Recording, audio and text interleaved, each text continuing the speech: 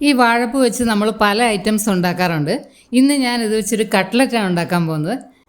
ഈ വാഴപ്പൂവിൽ ധാരാളം ഫൈബറും പോഷകഗുണങ്ങളും ഒക്കെ ഉള്ളതാണ്. അതുകൊണ്ട് നമ്മളിത് വേസ്റ്റാക്കി കളയരുത്. ഇതിൽ ധാരാളം ഫൈബർ ഉള്ളതിനാൽ ഇത് കഴിച്ചു കഴിഞ്ഞാൽ നമ്മുടെ വയറൊക്കെ നന്നായി ക്ലീൻ ആവും. ഇതിൻ്റെ പുറത്തെ 3-4 കട്ടിയുള്ള തോടുകളൊക്കെ മാറ്റിയെടുത്ത ശേഷം നമുക്കിതിനെ ചെറുതായിട്ട് കൊത്തി അരിഞ്ഞെടുക്കണം. ഇതിങ്ങനെ കൊത്തി അരിഞ്ഞെടുത്ത് കഴിയുമ്പോൾ ഇതിൽ ധാരാളം ഇങ്ങനെ നൂല് പോലെ ഉണ്ടാവും, കറയൊക്കെ ഉണ്ടാവും. ഒന്നുകിൽ അതിനെ വെള്ളത്തിലിട്ട് അത് നമുക്ക് മാറ്റിയെടുക്കാൻ പറ്റും. വെള്ളത്തിലിട്ട് നന്നായി കഴുകിയെടുത്താൽ മതി. ഇല്ലെങ്കിൽ അതിൽ നന്നായിട്ട് എണ്ണ പുരട്ടി തിരുമ്മിയെടുക്കുമ്പോൾ അതിൽ നിന്ന് ആ നൂലുകളൊക്കെ നമുക്ക് സെപ്പറേറ്റ് മാറ്റിയെടുക്കാൻ പറ്റും. അങ്ങനെയൊക്കെ എല്ലാം മാറ്റിയെടുത്ത് ഞാൻ വെച്ചിട്ടുണ്ട്. ഇനി ഒരു പാനിലേക്ക് അല്പം എണ്ണ ഒഴിച്ച ശേഷം അതിലേക്ക് 1 സ്പൂൺ ചെറുതായി അരിഞ്ഞ ഇഞ്ചിയും ചെറുതായി അരിഞ്ഞ് വെച്ചിരിക്കുന്ന പച്ചമുളകും ഇട്ട് അതൊന്ന് വഴറ്റിയെടുക്കണം. അതൊന്ന് നന്നായിട്ട് വഴന്നു കഴിയുമ്പോൾ അതിലേക്ക് ഒരു സവാള ചെറുതാക്കി അരിഞ്ഞതും കൂടി ചേർത്ത് നമുക്കൊന്ന് വഴറ്റിയെടുക്കാം. ഒരുപാട് ബ്രൗൺ നിറമൊന്നും ആകണ്ട, ജസ്റ്റ് ഒന്ന് വഴന്ന് കിട്ടിയാൽ മതി. അതിലേക്ക് അല്പം കറിവേപ്പിലൂടെ ചെറുതായി അരിഞ്ഞ് ചേർത്ത് കൊടുക്കാം. ഇനി നമുക്ക് അരിഞ്ഞു വെച്ചിരിക്കുന്ന വാഴപ്പൂ ചേർത്ത് ഒരു 5 മിനിറ്റ് അതൊന്ന് നന്നായി വഴറ്റിയെടുക്കണം. ആവശ്യത്തിന് ഉപ്പും ചേർത്ത് കൊടുക്കാം. ഇതിപ്പോൾ ഒരുവിധം കുക്കായിട്ടുണ്ട്. ഇനി ഇതിലേക്ക് നമുക്ക് മസാലകൾ ചേർത്ത് കൊടുക്കാം. 1/4 ടീസ്പൂൺ മഞ്ഞൾപ്പൊടി, 1/2 ടീസ്പൂൺ മുളക് പൊടി, 1 ടീസ്പൂൺ മല്ലിപ്പൊടിയും 1 ടീസ്പൂൺ ഗരം മസാലപ്പൊടിയും കൂടി ചേർത്ത് കൊടുക്കാം. അതും ഒന്ന് നന്നായിട്ട് ചൂടായി അതിൻ്റെ പച്ചമണം ഒന്ന് മാറുന്നവരെ വഴറ്റണം.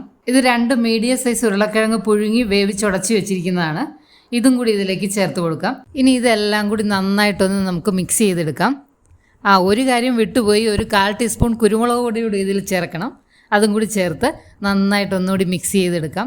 ഉപ്പൊക്കെ ഉണ്ടോ എന്ന് നോക്കി, ഇല്ലെങ്കിൽ ആവശ്യത്തിന് ചേർക്കണം. ഇപ്പോൾ എല്ലാം റെഡി ആയിട്ടുണ്ട്. നമ്മുടെ കട്ട്ലറ്റിനുള്ള കൂട്ട് റെഡി ആയിട്ടുണ്ട്. ഇനി ഇതിനെ തണുക്കാനായിട്ട് വെക്കാം. ഇനി നമുക്ക് 2 കാര്യങ്ങളൂടി വേണം. കട്ട്ലറ്റിനെ നമുക്ക് ഡിപ്പ് ചെയ്യാനുള്ള ഒരു ബാറ്റർ റെഡിയാക്കണം.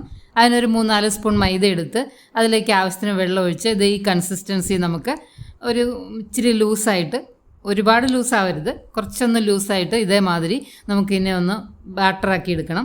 പിന്നെ കുറച്ച് ബ്രെഡ് ക്രംസും കൂടി വേണം. അപ്പോൾ ഇത് നമ്മൾ തയ്യാറാക്കി വെച്ചിരിക്കുന്ന മിക്സറൊക്കെ തണുത്തിട്ടുണ്ട്.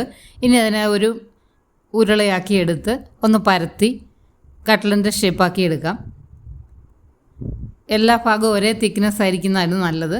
അങ്ങനെ ആക്കി എടുത്തിട്ട് നമുക്ക് ഈ ബാറ്ററിലൊന്ന് ഡിപ്പ് ചെയ്ത് ബ്രെഡ് ക്രംസിലും ഒന്ന് മുക്കി 2 വശവും നന്നായിട്ടൊന്ന് അതിൽ മുക്കിയെടുക്കാം. നിങ്ങൾക്ക് ഇഷ്ടമുള്ള ഷേപ്പിൽ കട്ട്ലറ്റ് ഉണ്ടാക്കിയെടുക്കാം. എങ്ങനെ ഉണ്ടാക്കിയാലും അതിൻ്റെ സൈഡൊക്കെ നല്ല സ്മൂത്ത് ആയിരിക്കണം, ഇല്ലെങ്കിൽ പൊട്ടിപ്പോവും. അങ്ങനെ നമുക്ക് എല്ലാ കട്ട്ലറ്റും റെഡിയാക്കി വെക്കാം. ഇത് നിങ്ങൾക്ക് ഡീപ് ഫ്രൈ ചെയ്തും എടുക്കാം. ഞാനിവിടെ കുറച്ച് എണ്ണ വെച്ച് പാൻ ഫ്രൈ ചെയ്താണ് എടുക്കുന്നത്. എണ്ണ ഒന്ന് ചൂടായ ശേഷം നമുക്ക് ഇതിലേക്ക് ഓരോന്നും ഇങ്ങനെ ഇട്ട് കൊടുക്കാം. ഒരു മീഡിയം ഫ്ലെയിമിലിട്ട് നമുക്കിതിനെ ഫ്രൈ ചെയ്തെടുക്കാം. ഒരു വശം ഒന്ന് ആയി കഴിയുമ്പോൾ തിരിച്ചിട്ട് കൊടുക്കാം. 1-2 തവണ ഇങ്ങനെ തിരിച്ചു മറിച്ചു വിട്ട് നമുക്ക് നന്നായിട്ട് ഫ്രൈ ചെയ്തെടുക്കാം. ഇതുപോലെ നല്ല ബ്രൗൺ കളർ ആവണം. ഇപ്പം നമ്മുടെ കട്ട്ലറ്റൊക്കെ റെഡി ആയിട്ടുണ്ട്.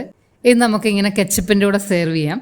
കുട്ടികൾ വാഴച്ചുണ്ട് നമ്മൾ തോരനൊക്കെ വെച്ച് കൊടുത്താൽ കഴിക്കില്ല. അപ്പോൾ ഇതുപോലെ കട്ട്ലറ്റ് ഉണ്ടാക്കി കൊടുത്തു നോക്കുക, അവർ കഴിക്കും, അവർക്ക് ഇഷ്ടമാവും. ഇതിൻ്റെ പുറം നല്ല ക്രിസ്പിയാണ്, അകമാണെങ്കിൽ നല്ല സോഫ്റ്റും. സൂപ്പർ ടേസ്റ്റി ആയിട്ടുള്ള ഒരു നല്ല ടീ ടൈം സ്നാക്കാണിത്. എന്തായാലും നിങ്ങൾ ഇതുപോലെ ഉണ്ടാക്കി നോക്കണം, ഇഷ്ടമാവും തീർച്ചയായും.